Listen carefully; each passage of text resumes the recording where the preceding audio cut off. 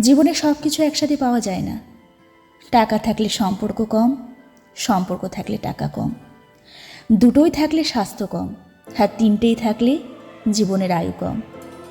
কত সহজ কথায় কত বড় বাস্তবতা।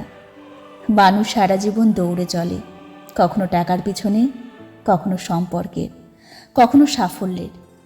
কিন্তু শেষমেশ বুঝতে পারে সব কিছু একসাথে পাওয়া সত্যিই কঠিন।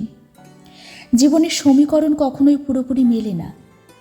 আমরা অনেক সময় ভাবি আর একটু টাকা হলে সুখী হব, আবার কখনো মনে হয় আরও কিছু প্রিয় মানুষ পাশে থাকলে জীবন পূর্ণ হতো। কিন্তু যখন দুটোই আসে তখন শরীর ভেঙে পড়ে। আর সবই যদি কোনোভাবে মিলে যায় তখন সময় যেন হাত ফসকে বেরিয়ে যায়। তাই জীবনের আসল প্রাপ্তি হয়তো ভারসাম্যে, অতিরিক্ত লোভ নয়, অতিরিক্ত আসক্তিও নয়। যা আছে তার মাঝে কৃতজ্ঞ থাকা, যাদের পাশে পেয়েছি তাদের মূল্য দেওয়া, আর নিজের শরীর মনকে ভালো রাখা। জীবন কোনো প্রতিযোগিতা নয়, এটা এক চলমান যাত্রা। এখানে হার জিতের চেয়ে বেশি গুরুত্বপূর্ণ হলো কতটা শান্তিতে বাঁচতে পারলাম।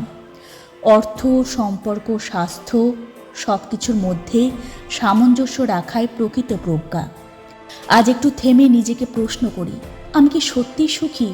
আমি কি যাদের ভালোবাসি তাদের সময় দিচ্ছি? আমি কি নিজের শরীর ও মনের যত্ন নিচ্ছি? সব কিছু না পেলেও যদি শান্তি পাই, তাহলেই জীবন সফল।